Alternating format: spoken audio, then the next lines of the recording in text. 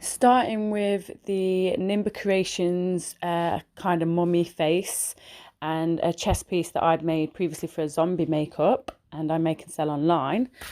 Yeah, starting with them, common painted. As you can see, the Nimba Creations one is a bit more pinky toned and mine was more off yellow latex. So unfortunately, this skipped the 2 steps, which is really frustrating. But I started with a mahogany Mel Pax paint as the base tone, and then went over with the Shinto 2 in the Mel Pax paint. So it was literally those 2 colours. So yeah, I just brushed them on and then sponged the second tone on, the kind of dark skin tone. And then now I'm going in with, this is the Dashbow Black Hole FX. So it's just basically a black airbrush tone. And I'm using my airbrush gun and compressor. I'm just going into the details, bringing out the contours. So like previously, I mean, with those 2 colours, it looks kind of good. Like some people could leave it like that, but I like to start adding up layers and different colours. So yeah, I'm kind of bringing out the veining, the contours, the shapes, the 3D-ness of the prosthetic. Kind of doing it in staggered motions, not necessarily really thick and blended. Dotting it in some places. Kind of doing random textures just to suit the vibe of the design. I like to bring down the shape there as if it's the skin being dragged down,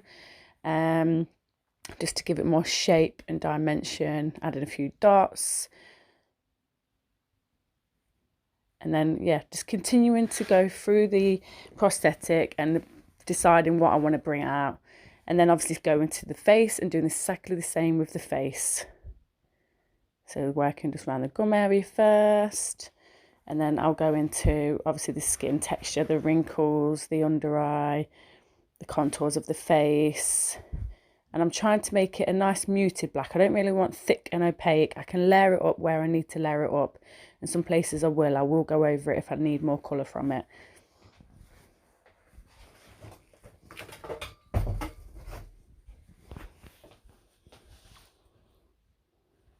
Whatever steps I do on the chest, I do on the face and vice versa. If there's anywhere sometimes where I think I've gone over too much, I'll just get the sponge with the base colour and I'll dab over just to reduce some of the darkness if I've gone too dark.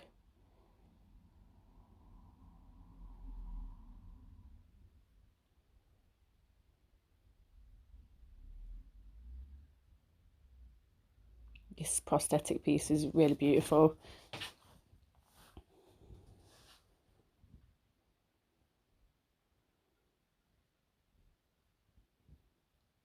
So again, just building up colour where I want more intensity. If I want more texture and stippling.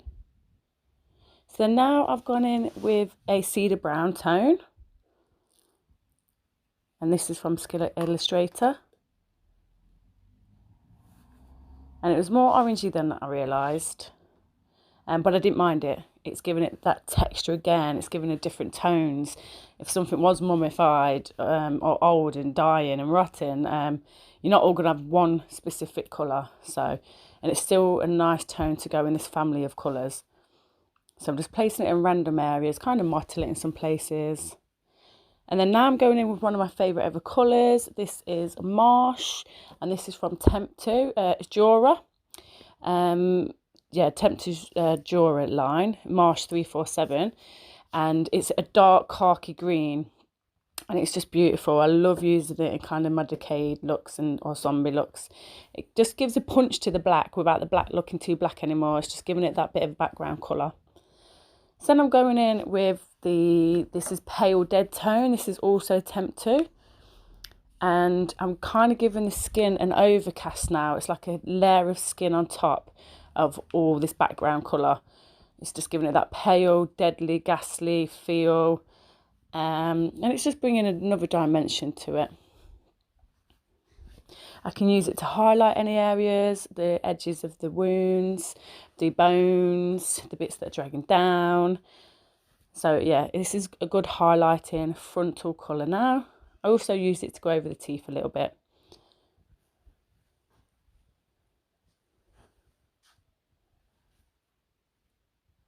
It can look quite bright at first, but it does kind of dry down to a little, like, it not less as vibrant as it's kind of picking up on the camera. And again, I'll just go over bits where I want to actually layer it up and give it that extra punch. So now I'm going in with another favourite colour of mine, and this is Vile Bile. So it's kind of like a sickly, yellowy, greeny, just sick colour, like acid, sick, disgusting. So it's great for like zombies and things like this. Just to give it that, like, as you can see, like that extra kind of layer again, that extra colour, that extra tone, a good contrast as well for everything that's there, but it's still in a similar family of colours. It still works well with it. So then I realised that the face looks a bit darker than the chest. Maybe it's because it was a bit of a different colour to begin with. And maybe it's just because there's actually more wrinkles and detail in the face that I brought out with the black. So I just went in with the black on the chest again, just to amp up that black where it's lost a little bit from the other colours. And yeah, just to give it again some contrast and some dimension. Sorry, I mentioned contrast and dimension a lot. And there you go, that's it.